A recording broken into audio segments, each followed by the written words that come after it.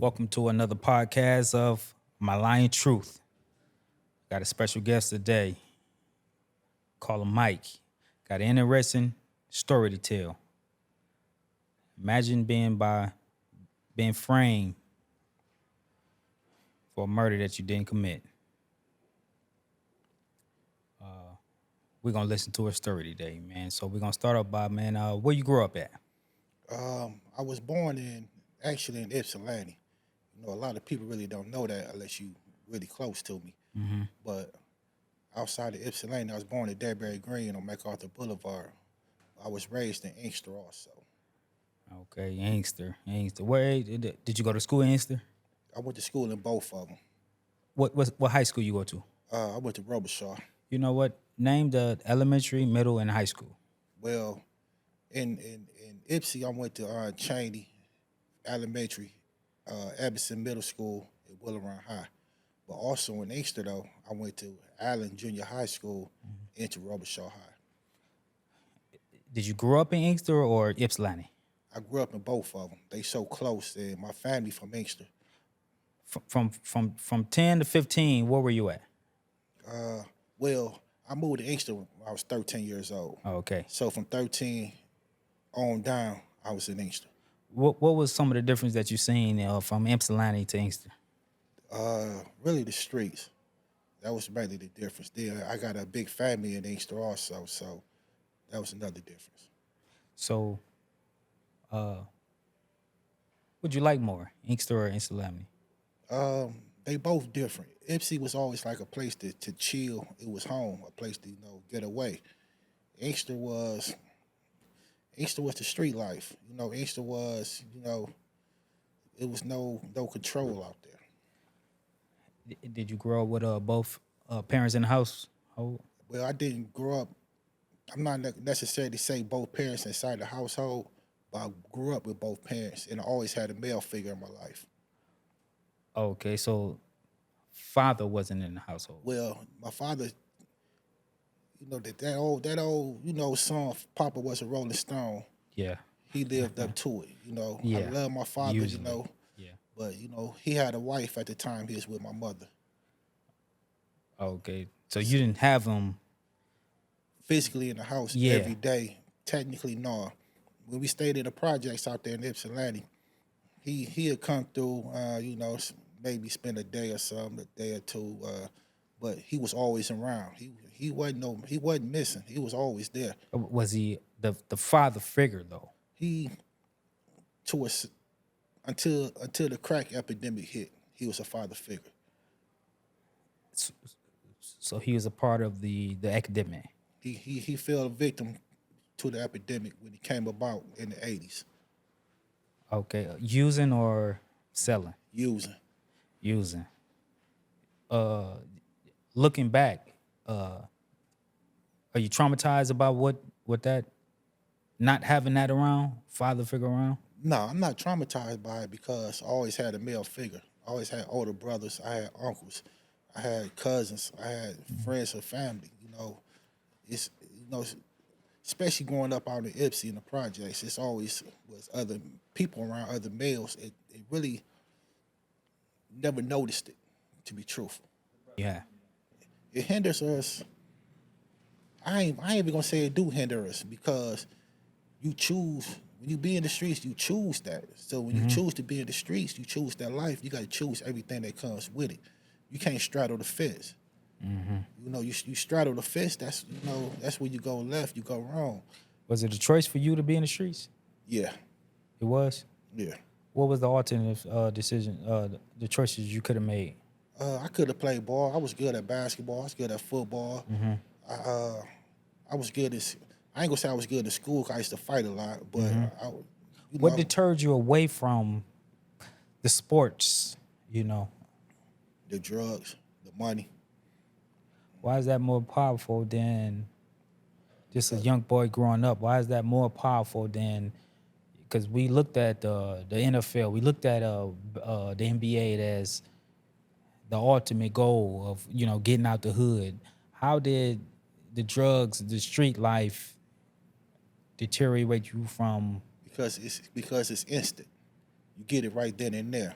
Okay. in order to succeed in sports and to succeed in life, period, you gotta have discipline. Right. If you ain't Right. got the discipline, you're not gonna pursue it. Right. Right. Right. Man, your friends coming up, they was right along with you. Yeah, yeah. You got a lot of friends that did you run into any friends that you grew up with that was locked up with you? Yeah, plenty of them. Plenty of them. Yeah, but Well, we got to use that word friendly also lightly too. so friends ain't friends. Friends, everybody that you know ain't necessarily your friend. When you say friends, to me, my friends is the ones that grew up on the block with me, that grew up in the projects with me. Anybody outside of that is really just people I know. Oh, okay. So let's you getting arrested or the crime being committed. Tell me about the actual day. What happened that day? That day we, that day we And before you answer, in the you said 26 years you've been locked up. yeah. In the 26 years, was it a time where what happened died down? You didn't think about it every day. Nah. I never forget that day. That's You all. so you've been always thinking about Yeah, I remember that day vividly, like I just did Beverly. it yesterday. Oh, really? Yeah, that day. That's my last day free. So when you think about that day and the people that was around you that could have been involved in all of this type stuff, do you be like, man, where are they at, or what happened to them, or do you? Nah, because you gotta accept it. You know, once they show you who they true colors, who they really is, you gotta accept it. Like, dang, I messed up. I even dealing with them. It is what it is. You know, it'll never be again. You can accept being falsely accused of murder and doing 26 years. You can accept that.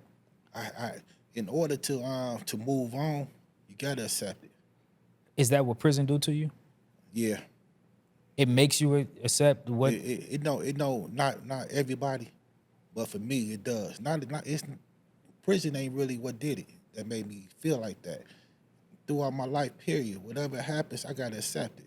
You know, especially if I put myself in that situation. So I gotta accept everything that comes with it. So the night of or the day of the tragic moment. Are you saying you were there? You was there when it happened? Well, I wasn't there when it happened. I was in Inkster when it happened. When it actually happened, I mean, this might be the weirdest thing ever. This might be even unheard of, probably throughout the history of the United States. I was actually at the police station when it happened. At the police station. I was at the police station when the murder happened. So it didn't happen at the police station. Nah, it didn't happen at the police station. So they don't have cameras of you at the police station. They do, but I was ignorant to the law. You know, they say ignorance of the law is no excuse, but You was handling this on your own. You have a lawyer. I had a lawyer. I got messed over by my lawyer. You know, people say, you know, it's best to have a paid attorney instead of a court-appointed attorney. Don't Right. never believe that, man. You know, I had a paid attorney through my whole 26 years. Wow. You know, and I got myself out. You know, Wow. So the night of the tragic incident, you were in Inkster. You were in Inkster, but you wasn't at the scene of the crime correct. But I got arrested at the scene of the crime because you went there for what? because my girlfriend, when I got back from the police station, I was told that they heard gunshots, and my girlfriend, she's supposed to went and dropped her homegirls off and been back to where we stayed at, to where I was at, and she wasn't there. So when my little cousin father came to me, he said he heard gunshots around the corner. So instantly, she not back yet. So I'm like, all right, get in the car, let's go see where she at. As we riding around to see where she at, I ride past the street, her car in a tow truck. Ambulance and police down there in her car in a tow truck. So I pull over and I get to walking down there. That's when I get arrested. They said I did it. When did your name come up? Oh, it came up instantly. Because I'm assuming a lot of people were standing around. Like, how did your name come up? A lot of people were standing around.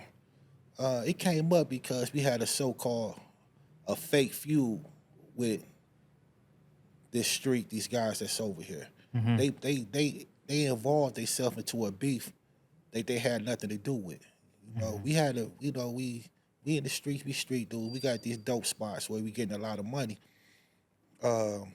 In a beef going on. These guys on this other street, they take sides with them guys, so they involving themselves into a beef that they have nothing to do with, that they even don't even know about. Oh, okay. So when the shooting happened, they figure that they think is this: if I'm not the trigger man, I sent the people to go do You it. had something to do with I it. had something to do with it. Did you know the guy that died? Yeah, You knew him. yeah. Y'all were beefing. Well, cliques were beefing. We wasn't beefing with him. We was beefing with the guys they was cool with, but not necessarily with them. Then it wasn't really a beef like that. They just involved themselves into something. They just wanted to be a part of something. So you got locked up on somebody just saying that you just did it. I got locked up on somebody just saying I did it that wasn't even there when the shooting happened. How did that play out in court? So when it comes to the court part, how did you get convicted? The jury believed the people that testified against me. It didn't believe my alibi witnesses. So you had an alibi. I had alibi witness. I had 1, 2, 3, 4 alibi witnesses, and I testified on my behalf. You got on the stand? Yes. Usually they don't even let people get on the stand. The reason I got on the stand is to boost my alibi, and I'm literally at the police station when it happened. Did they try to convince you not to get on the stand? Nope. And which was a mistake for me to get on the stand. Really? Yeah. Why was that a mistake? Because it was best for me not to get on the stand and say nothing, because it could open up the door to certain things. Even though, it wasn't no statement, I didn't confess, I didn't do nothing like that. But the prosecutor can make you look like a bad person by the way they question you, the certain questions they use, and they tone of voice. It could persuade the jury a certain way against you by getting on the stand. So back then you wasn't a talker, you wasn't maybe voice opinion to just say, hey, I was over there, I wasn't here. Because when the prosecutor do what they do, I know what they do. I know what they do. And then I think they probably are in bed with each other when it comes to that. But when it comes to you, where did it go wrong when you went on the stand? Was you just not vocal about what's... Well, I ain't gonna say that anything went wrong. It's not that I believe that anything went wrong or that the prosecutor tricked me into saying something or anything like that. It's just that, they had their way of questioning you and their tone that it could persuade a jury. When you got off the stand, did you say, hey, I lost that? Nah, because I was innocent. Well, judging by how she did or he did what they did you say, hey, man, that didn't go well? Nah. You thought you were still in the clear? Yeah, I thought I was still in the clear because I had nothing to do with it. What convicted you? The jury believed them. It's my witness against their witnesses. That was it. No physical evidence. I didn't confess. So you, without physical evidence, without the gun in your hand or knife in your hand, blood, just, you can be convicted of this type of stuff. You could be convicted by a person that's saying that you did it, and they put them on the stand. They get on the stand and say you did it. You could be convicted. It's all about convincing the jury who's telling the truth, either them or you. And it's all about the jury, what they believe. And now also another thing that it's a probability that this could have helped me get convicted. One of my jurors is actually an employee an employer of the Inkster Police Department. You know, she had a contract, you know, with the Inkster Police Department. Her husband did. Wow. So she was never supposed to be on my jury at all. White lady? Sister. Really? Really? Inkster? Inkster. And I did business with her husband company. You coming home, do you run into these maybe jurors or prosecutors or? Nah. No, I ain't even seen the people that caused me to get locked up. I haven't seen none of them. None of them? Nah, I intentionally stay away from people now. Even my own family, my own homeboys, I don't want they might think that I'm at the front, they got something against them, but you know, You never tried to link up with nobody, just as far as friends or maybe somebody who I linked up with my homeboys, my family from off where I'm from. You know, that's it. If I so happen to run into somebody else, so be it. But I really don't do that. No.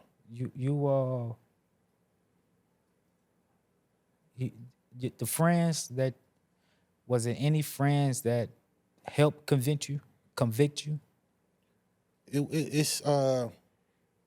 It's one, a family member. Family. Yeah, he didn't necessarily. He didn't help you. He didn't help me. He didn't help convict me, but he didn't do nothing to stop me from getting convicted. He could have helped. He could have helped to stop me from getting convicted, and he didn't. You talked to that family member? Nah. You don't want to talk to that family member? I haven't talked to him. I haven't talked to him since 06, 07. I mean, without saying no names, like, this person would know exactly who you're talking about. Yeah, he know. He most definitely know. That's why he came to prison.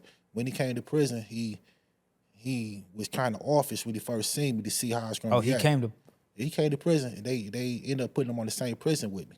No contact, no. I mean, not contact, but no. Y'all wasn't talking. Y'all wasn't. No, by him being he family. Right. He family. Right. You know? I mean, everybody know who he is and what it is. You know. Mm-hmm. He's my auntie's son, and I love my auntie dearly. First cousin. I would never do her like that. You know, I seen it, we embrace. It was nothing but that's family. Was he younger than you when that? Yeah. When he was a couple years younger than me. Can you hold him accountable for not doing that? For big cousin, little cousin, you didn't do this for me. Well, he know what he's supposed to do, and he know what he didn't do, and he know how I am. You know, I ain't got no animosity towards him or nothing like that. Just you know, you live your life over there, I'm gonna live mine over here. How did you at what year? Okay, what year did you get locked up? In 1999. What year did you start finding evidence when you say, "Hey, man, this is possible for me to get out"? I thought I was finding it when I was first going to the law library. Okay, when you got locked up in 1999, how many years was you convicted to do? I was sentenced to 32 years, 32 to 50 years. So 32 to 50. Yeah.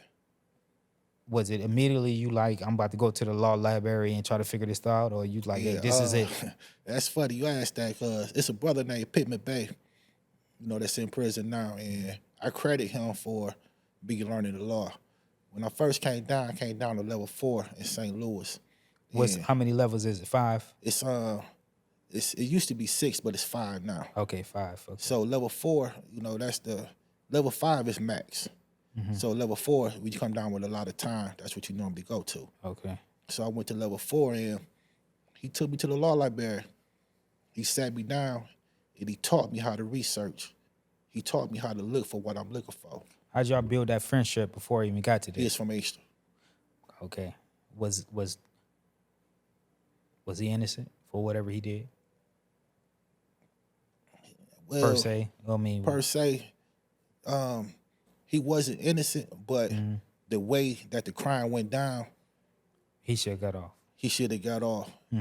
This is what he say. But you know, in this crazy Inkster so small, he actually killed one of my homeboys. Oh wow. Yeah, somebody I was close to. You know, I wasn't close to him like that, but somebody I messed with. You didn't take heed to it, like, man, you did this to my. No, because it's we all in the streets. Right. No, it wasn't nobody that was off my block. If it was somebody that's off my block, that's something totally different. Mm-hmm. But it's somebody that I knew growing up. You know, he killed his mother and shot him in the head. You know, so you know it was just somebody I knew. Okay. So this brother set you down in the law library and got you. So that was 99. What year is he sitting you down and saying, "Hey, this is what you need to do"? He set me down immediately. I came to prison. I got locked up in 99. I was in the county jail. I went to the prison in 2000. So he believed your story.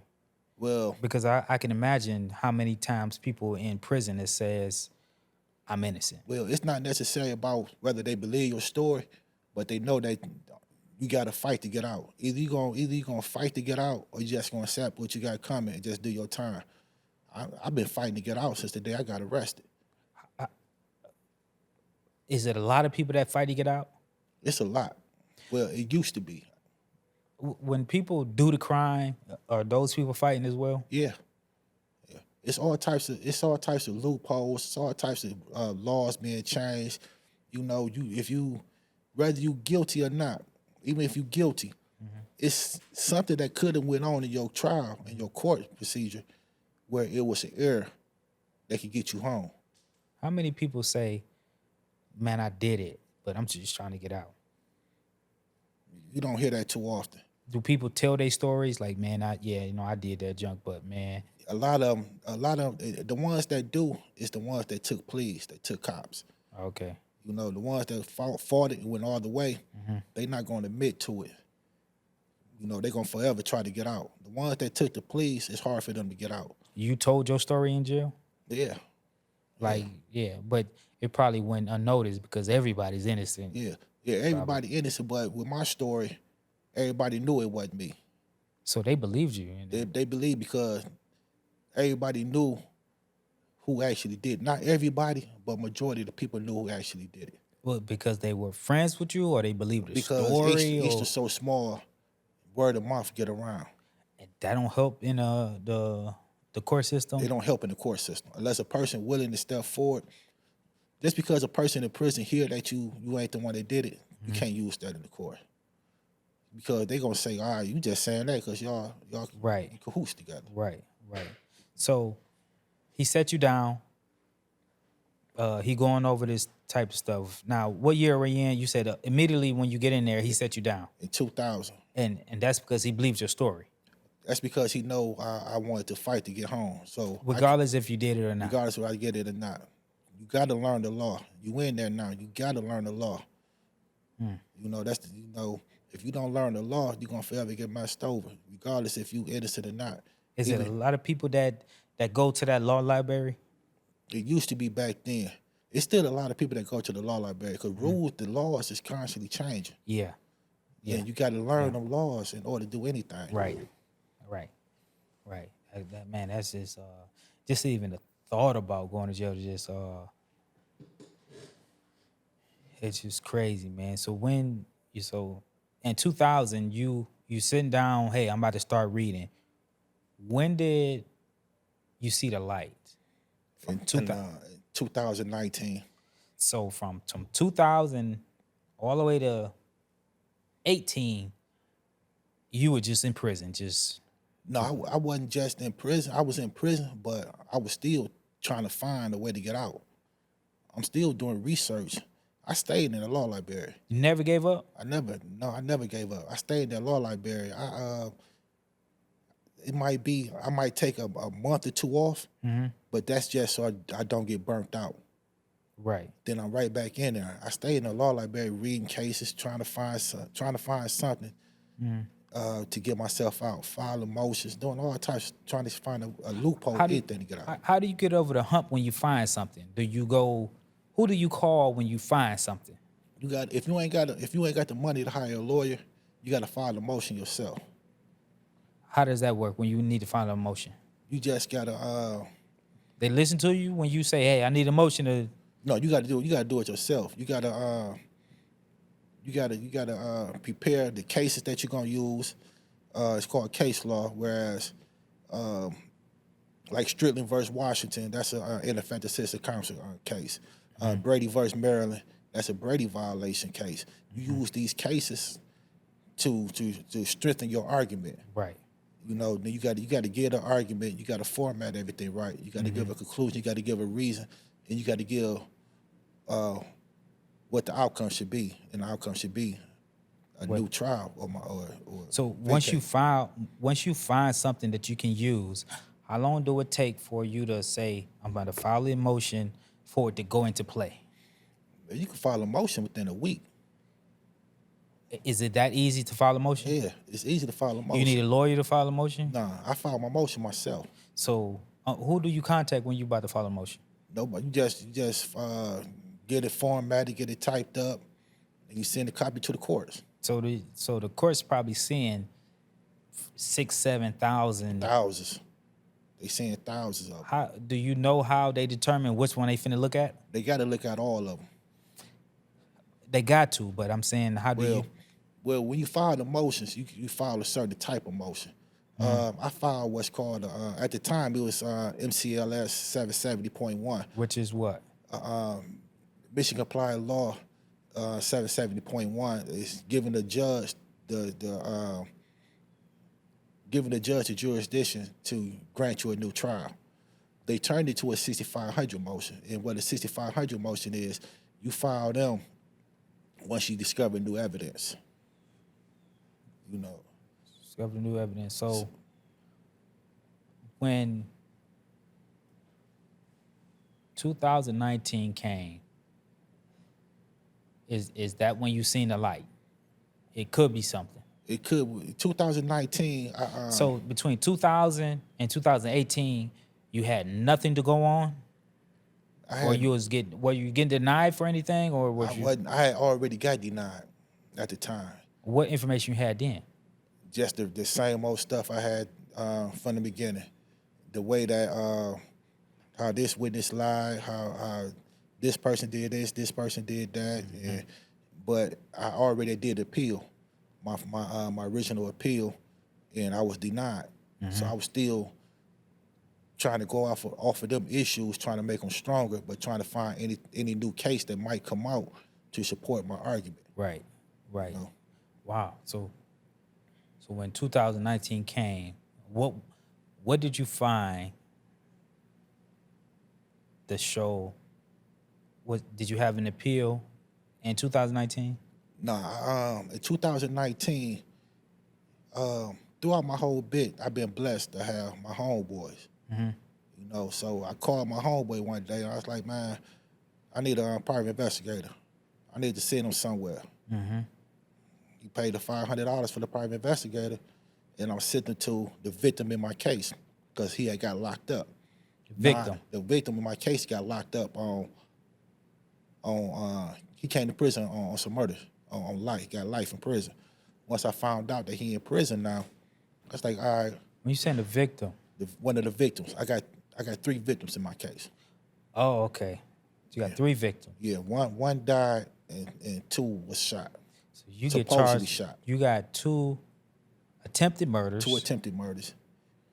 And a murder. One of them came to prison. Yeah. They was there with you? Nah. Oh, okay. Wasn't there with you? Nope. So from that point on, where you at now? So. Well, I'm across the bridge. I'm at Kinross, at the new Kinross, and I told my homeboy, you know, to hire the private investigator. I want to send him to go question old boy, you know, about what he seen or what happened that night. He went to question him. He told the truth. You know, and the reason why I sent them to him because I was charged with shooting him, but I just found it strange over all the years he never came to court to testify against me. So the private investigator said, he came back to you and said, hey, he said that you didn't shoot him. Yeah. Where did you go from there? I got the affidavit and I filed the motion. That's all you needed right there. Yeah, that's all that I was needed. 2019. That's 2019. In 2020, I filed the motion myself. How old is this guy at 2019? You see, in 99, He was 16, so he's 36. Do you know this guy? Yeah, Have you talked to this guy? yeah. Prior to the investigating, he had no, nothing in his heart to come forward or. He when we spoke on it, they had I thought they was trying to set me up. They brought us to the county together and had us in the same bullpen. He never knew that I was locked up for that because the prosecutor never gave him a subpoena to come testify at trial. That's why he never came. That's why he never came. Otherwise, he'd have came to trial and told the truth that he seen the person that shot him and it wasn't me. But so you got two attempteds. Yeah, The other guy said you did it. yeah, He said you did it. yeah. Where did he get that knowledge from? He was actually the person that really did it. Okay. And so they used him knowing that he was actually the person that really did it to testify against me and lock me up just to get me off the streets, knowing that he actually did it. You know him. I know him. Is it family? Nah. So 2019, you found out this information. How long did it take to get to the judge? I filed it. I got the affidavit in late 19. I filed my motion in 2020. In 2020. Where you go there? From 2020. From 2020, my motion is sitting down there for a whole year, and I ain't heard nothing back from it yet. So now I see by me filing myself, they playing games. I had a homeboy that was in the feds at the time. As soon as he come home from the feds, he send the lawyer the money. I hired me a new lawyer, the one I got right now. Her name Tiffany Howe. And Shout out to her. yeah, and soon as he came home, he gave her the money. She wanted $5,000 at the time. He gave her the $5,000. Soon as she became the lawyer on record, they denied my motion. Because of what? They used, it was weird. They denied my motion saying it wasn't newly discovered evidence because I got the affidavit in 1999. They misconstrued my affidavit. They misread it. Just missed paperwork type. Yeah, and so when they mischaracterized my affidavit. So when they did my motion, so when they did that, they denied me. So I had to file an appeal in the appeal courts. I won my appeal in the appeal courts within 3 months. This is 2020. In 2021, she filed a motion in the appeal courts. So let me just take it back a little bit. What was it like? What prison were you in when COVID hit in 2020? I was at Earth. That's across the bridge, Chippewa County. Chippewa. What was it like being in prison during the COVID? It hit us last Okay. because they shut the bridge down, the Mackinac Bridge. They shut that down where you can't nobody come up there. So did y'all experience a lot of deaths in it? Yeah, throughout the whole MDOC. Wasn't no deaths at the prison I was at, but throughout the whole prison system, the MDOC, it was a lot of deaths. But that was mainly downstate. Did that mess with your case or anyhow? Like, we can't handle this right now. We got this. No, it didn't mess with my case because even though the courts, everything has shut down for a minute, your case still goes on. Okay. It took longer for certain cases to come through, but then we started, instead of having in-court cases, you got Zoom now. Oh, okay, yeah. So it slowed down, but it didn't stop it. So what's going on 21, 22, 23, 24? Well, I won my appeal in 21. She filed in September 21. December 2021, the appeal courts remanded me back down to the trial courts for reconsideration of my motion. That's because of evidence. Because of the new evidence. Right. And the judge mischaracterized my affidavit in my motion. So they're like, no, this is what he said. You mischaracterized it. This is what he said. You got to rehear this. So they sent me back down in December 2021. They sent me back down to the trial courts. And then I made the biggest mistake of my life Which in is 2020. One of the biggest mistakes of my life in 2022. The conviction integrity unit, Kim Worthy and Valerie Newman made contact with me about picking up my case. They wanted to hold my case in advance so they could do an investigation and pick up my case. I should have said no, because it prolonged my hearing. one more time. Say that for me one more time. The conviction integrity unit, the CIU, is based in Wayne County. One of them is, and the head of it is Kim Worthy, the prosecutor. Kim Worthy is over all of this. But Well, we know Kim Worthy have a history of. We know Kim Worthy. So she's overseeing this. Kim Worthy, Valerie Newman, they scam artists. Yes. Yeah, they scamming taxpayers. They scamming the Michigan people out of a lot of money, especially when it comes to the conviction integrity unit. Guys need to understand when you're dealing with them, that's the prosecutor office. It ain't their job to free you. Right. It's their job to make sure that the conviction rate is up. That they locked in on your case. Yeah.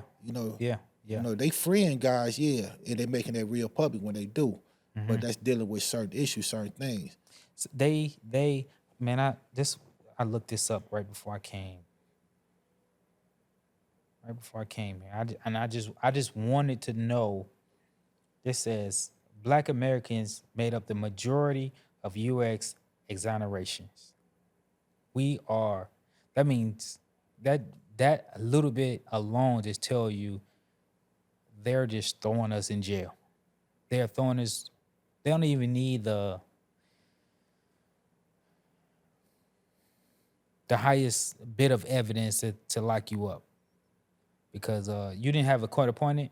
I had to pay the attorney for my whole bit. I had to pay the attorney. Did you feel like he was intact with or in tune with them at all? I feel like he was incompetent. He shouldn't be practicing law. Once I learned about the law and seen what I went through, I could have beat the case myself. Yeah. I should have got a state appointed attorney. I'd have beat the case with a state appointed attorney. What eventually got you out? The affidavit. From 2020, 2021? From 2019. The affidavit that the guy wrote. But also, I got crooked officers on my case, and I couldn't use none of that because I don't have nothing to corroborate that they did anything in my case that was wrong. I got one officer that went to prison for extortion, and he was robbing drug dealers using his police car. He'll pull a guy over and take their money. So Inkster police was known for this type of stuff. Yeah, they known for that and way worse than that. Wow. The officer in my case, him and another guy buy some drugs for somebody. When the guy get the drugs, the guy with the money pull off. The officer in his police car pull him over and take the money that he just got from the other guy, and he go to prison for this. This is well known, but I can't use none of this. They Why created not? Because I got to show how that affected my case. I got to show what he did in my case, what he did in his criminal case. I got to show how his actions affected my case, and I couldn't do it. During this time, where do you got help from your mom's father, your siblings, or anything, or you alone on this? No, me. I've been blessed my whole 26 years. I had a strong support system. I had a real strong support system. Dealing with homeboys. My mother was there my whole bit. So I had a very strong support system. I had homeboy. I got one homeboy. He was sending everybody he knew money on a regular basis. He locked up at this time? Well, he was in the streets. He locked up. Okay, right now, so he was in the streets. Okay. Yeah, And like I said, I've been blessed. My son, mother, kept my son in my life my whole bit. Salute to That's that. more important. Yeah. Yeah. And my best friend, my daughter mother, she did 26 years with me. And when I say she did 26 years with me, not as in a relationship, but she stayed my best friend. Right. She never turned her back on me. Salute to that. Salute. Yeah. That's tough, man. So coming to the day that you did get out, you took all that. What convinced them to say, "Hey, we"? So because right now you're out and you still have to go to trial. Well, I still have a new trial. I got a new trial, so I still got a court date. You still got a court date. Yeah. How confident you feel about this? I'm 100% confident. 100%. Yeah, I'm wearing this teller right now, and I'm out right now on a $25,000 personal bond. What if they found new evidence? What's the point of the tether? To keep me in the state. They feel like you still a threat, or No, it's not. No, if they feel like I was still a threat, they wouldn't have gave me no bond, and I definitely wouldn't have got a personal bond. I was convicted of murder, Okay. so I definitely wouldn't have a personal bond. How many more years you had left on that sentence? 6. Yeah, 6 more years. Yeah. So you got a trial date coming up. I got 2 court dates coming up. Court dates. I'm sorry. Yeah. Court dates coming up. You got 2 court dates, Yeah. and it's about Well, the first one is a pre-trial. That's October 9th. November 10th is my trial date. what can happen on. On October 9th, they could dismiss the charges. And here's the thing. When the judge dismissed my case, she did it. Her word is everything. The evidence that was used against me to convict me, they can't use none of that against me this time. So it's all new. Everything to take me to trial got to be new. So it's a prosecutor out there still trying to convict you Yeah. on some old stuff. Oh yeah. Well, it's a procedure. He got to look and see if there's enough evidence to take me to trial. In which it's not. It don't exist. So this was what the coming home is. This was they doing while you home. They trying to figure out, is it something we can hang them on? Is it something that we could take him to trial on? But you got one coming up on the 9th. Yeah, that's my first hand. It's a pre-trial. And essentially, they can dismiss everything at that point.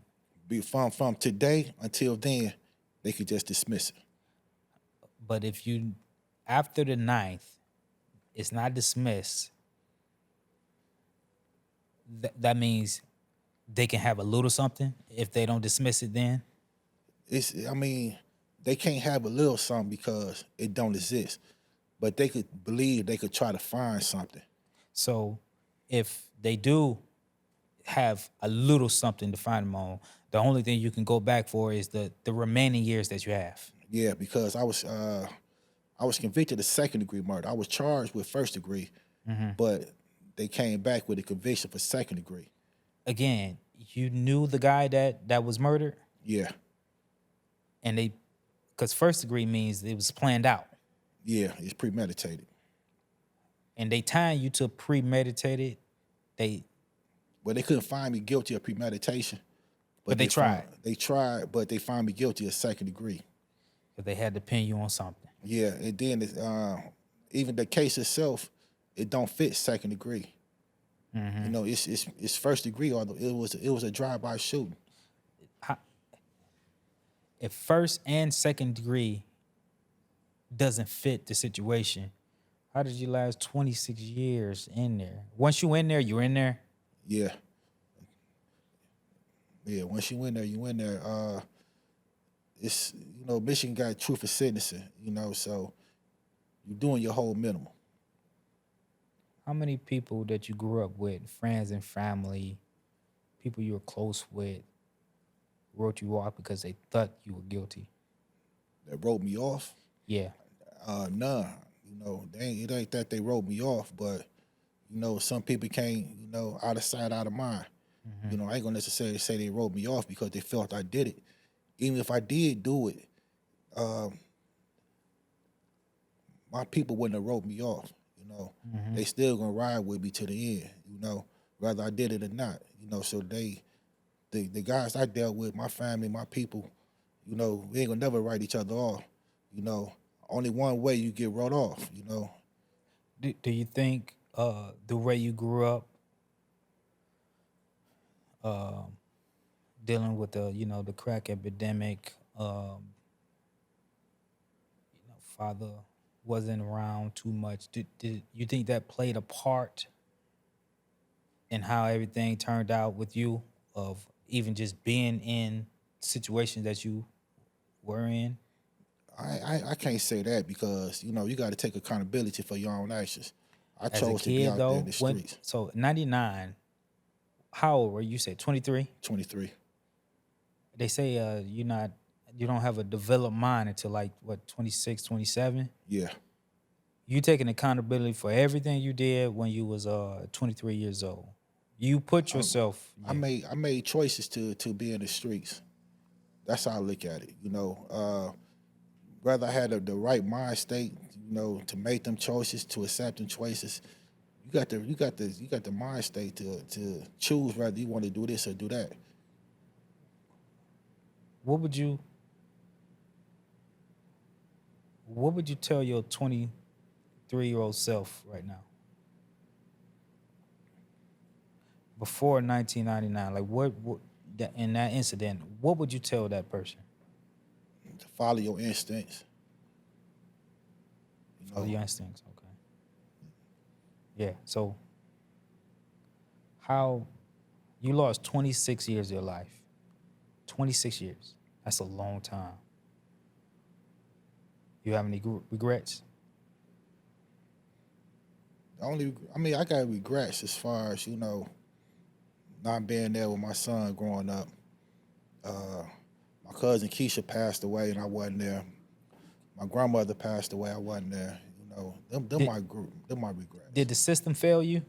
Yeah. Then where do the regrets come in if you had nothing to do with the system failing you? How do you, so you saying you regret putting yourself in the streets position? I ain't gonna say I regret putting myself in the street position. You know, because I made these choices. You know, you make these choices to be who you are, to do what things you do. Once you get caught or get hurt, you can't. Regrets ain't gonna do nothing for you. Only thing I regret is not being there for my son. That's my biggest regret. You know, my cousin Keisha passed. You know, I wasn't there with her. You know, I regret that. My choices led to me not being there. Right. So them my regrets. You know, Yeah. I can't regret the case because I had nothing to do with it. You know, when I sat in prison all them years, I used to envy other inmates that used to pray to God, asking God for forgiveness. That's something I could never do. I could never pray to God and ask God for forgiveness. Why not? I didn't do nothing. So what I'm asking you to forgive me for? What about putting yourself in that position? Putting myself in that position, okay, for maybe. But when it comes down to the actual crime, I can't ask for forgiveness because I didn't do it. You didn't do it, okay. You know, I made a mistake I made plenty of mistakes, you know, being in the streets, being this and that. But when it came down to what I was locked up for, I can't get on my knees and ask God to forgive me for this crime, for everything, for what I had done, because I didn't do nothing. Did you pray at all when you was in there? It all depends on a person's definition of praying. You know, I talk to God every day. I talk to God all the time. You know, to me, that's prayer. Did I get on my knees to pray? I never got on my knees. You know, for a long time, I was beefing with God. I was angry with God for a long time, real long time. Because you ended up there. Because I ended up there. I used to For get something you migraines didn't for do. something I didn't do. I used to get migraines. You know, me and God, I was, you know, angry with him. You know, we was beefing. Yeah. How did you come up out of that? My cousin Keisha, you know, she caught cancer. You know, What year was that? she found out she had cancer at 13, I believe it was, 13? and she passed away in 16. When you got the And news, how did that affect you when you got that well, she news? passed away at 17. Forgive me, at 17, 17. okay, yeah. The news that she got cancer, did that was you like, oh, okay, she No, it broke me because when she found out she had cancer, she was in her 4th stage. oh, okay. You know, that's the most painful thing I ever went through. That was worse than me getting convicted. Wow. So y'all was close. Yeah, our mothers is twins. We a year apart. Oh, okay. We've been around each other since our birth. Wow. She was my best friend. And what brought me back to God was she kept her faith in God, and she told me to do it. And I'm wondering why why you got cancer, and she still had her faith in God. So I felt small, I felt like dang, she finna die, and she still got her faith in God, and she asked me to do it. Prior to that happening, did you grow up, in the church or anything? Yeah. You did? Along the way, you lost faith? I think I really lost faith when I got convicted. That's when I started really around the time I wasn't going to church though. I haven't been to church before this in years. You in church now?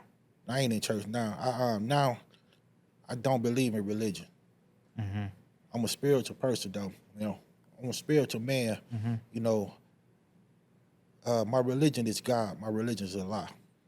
I don't believe in Islamism, Christianity, Judaism, Buddhism. I don't believe in religion. When you was in prison, I'm pretty sure that was going around. How'd you escape not locking into like one of those Christianity? I became a part of an organization called the Moorish Science Tip of America. Morris. I'm a Moor. Yeah. Okay. But at the same time, when it comes to religion, I don't believe in religion. I believe in God. Before you went in, you wasn't a Moor. I wasn't a Moor. What type of knowledge did they give you to convert you? They tell you who you really is, and they show you who you really is. Before then, it was nigga this and nigga that, black man, all this, but that ain't who you really are.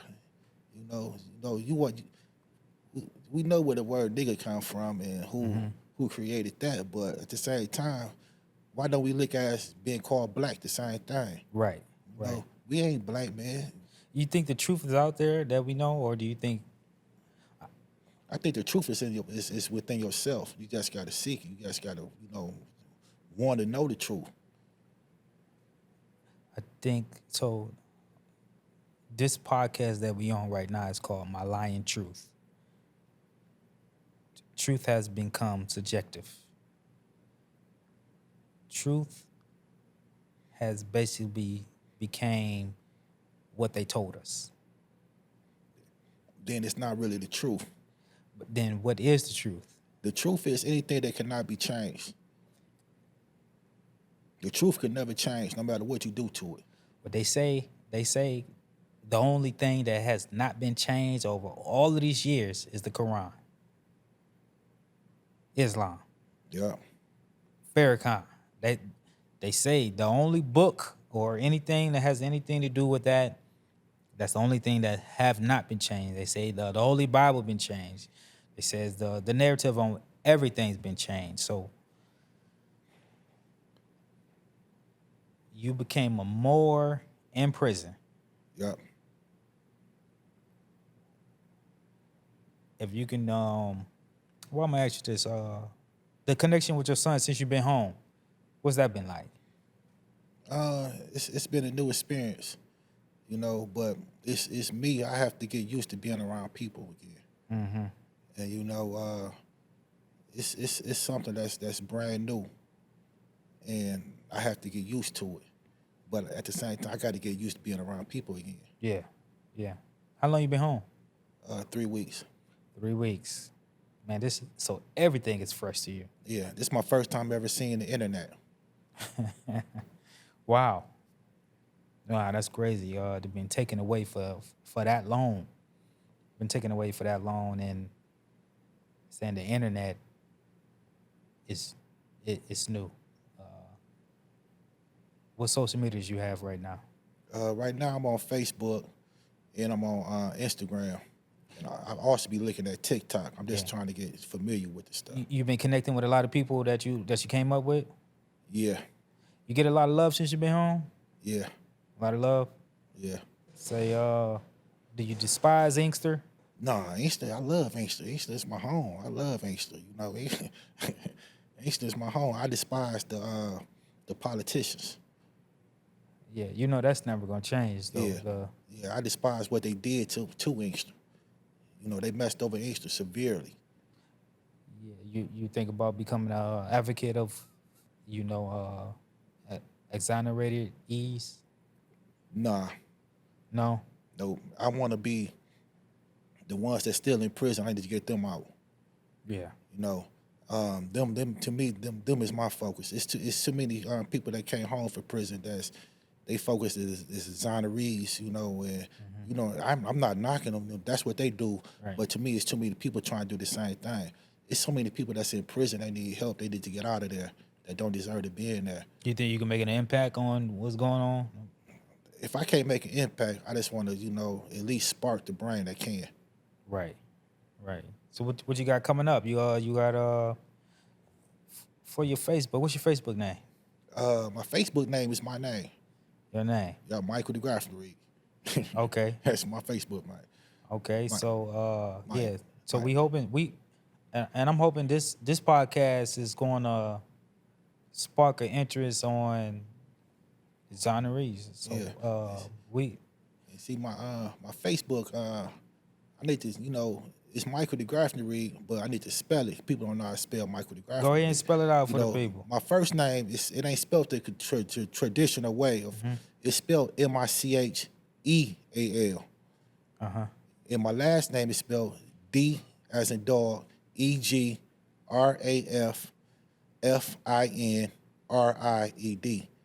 That's my Facebook page. Okay. You know, and my Instagram page is Inktown Mike D, INKTOWNMIKED.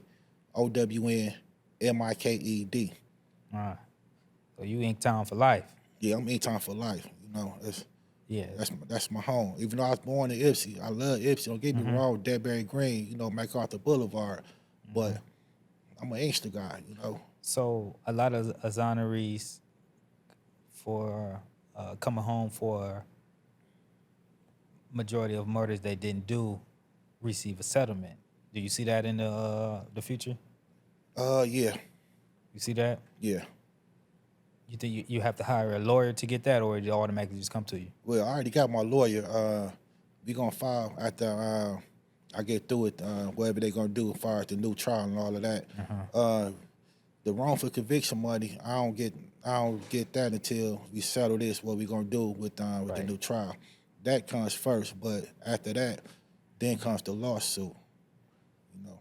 So that's that plus this. So Yeah, a lot of people say if you accept the wrongful conviction money, then you can't file a lawsuit or this, but that's know that ain't accurate. You know, you still could file. what's in your 26 years? What's the worst thing you seen while you was in there? In prison, Yeah. I don't know. It depends on what you. It's Whatever- different things, whether violent or Whatever your worst the worst is, thing, the you worst say thing you I don't can't. want to see that no more. Well, it's hard to say because I see so many different violent things. I seen people get their face sliced. I seen people get hit across the head with locks. I see people get jumped on. I seen the police get jumped on. Wow. You know, I see man with man, you know, walking the yard. And, you know, it's to me, it's all the same. It was just prison is another society. That's all prison is. It's a society. Did you ever see so you ever see prison like it's home? Yeah. Some have accepted as being home. Some guys they never come home. They know that. You see the difference in they walk, they talk, to how they act when they never come home? I mean, you're gonna be who you is regardless. You know, some people join gangs just to get a name and stick their chest out. Some people join organizations to do the same thing, just to get a name stick their chest out. So it is like the movies,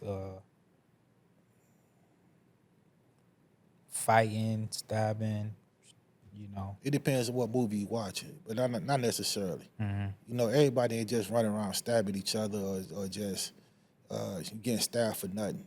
What if you had to name a movie? Which movie depicts the best version of your time that you spent in prison? That's hard. I don't know. That's really hard to say because I really don't watch too many prison movies. You know, I say my version might be Life. Like You know, that was fun times in life. Pretty much. You talking about Life the movie? Life the movie. You know, as far as you know, they went to prison for something they didn't do. Right. And they spent all them years in prison. All them years, yeah. You know, they had to escape to get out of prison, but it still happened to them. The most joyful time you had? I ain't had none. None, just I mean, I didn't celebrate holidays. I didn't celebrate birthdays. none. Nah. None of the 26 years. None of. Nah. Oh man, yeah. But last thing. So we linked through Corey. Yeah. You say that's your cousin. Are y'all close? We used to be. Used to be. Yeah, I'm imagining because it's of 26 years. Yeah. I used to babysit Corey. Oh really? Yeah, when he was a kid. His mama, you know, his mother is originally from Alabama. Okay. And she moved to Michigan and stayed with us when she first moved to Michigan on the Ipsy. And that's when Corey was a baby then. Yeah, so when you went in, so he had to be super young. So When I went in, I think Corey was like 12 or 13. 12, 13. Something like that. he don't know that the adult you at all. Nah. You plan on sitting down with him just to chop it that's up, my man? Because cousin. you know that's my dog, man. And yeah. I love the way he speaks about me, man. He give me the highest regard. Whenever he speak to anybody, he be like, man, Brian, that's my dog, and he do this, and I give him all the praise in the world, man. And hope one day y'all get to just sit down and chop it up, man. And yeah, we is. You know, I seen his mother. I talked to his mother a lot. You know, I haven't ran across Corey yet because I don't really come out too much and move around. You know, by me still having this tail on my leg, you know, right, the slightest thing to get me sent back to the county jail. right. So I got to move a certain way, you know, Right. to stay home.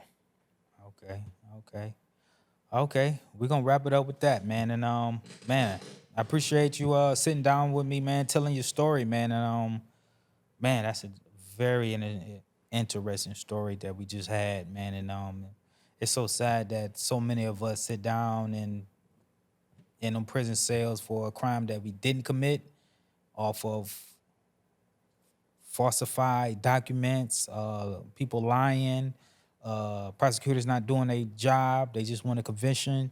And you know, before we wrap it up, that's one thing I want to say also, touch on. You know, I think it's time for prosecutors. They need to be held accountable for the stuff they're doing.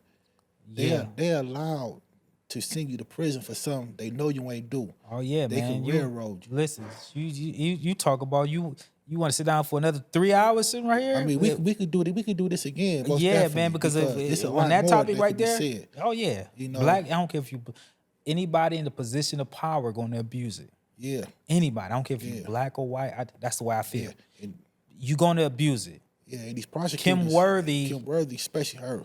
she's got a now I don't have nothing like I don't know anybody that I know personally that she did something against, but man, I watch the news. I hear what they saying about Kim Worthy.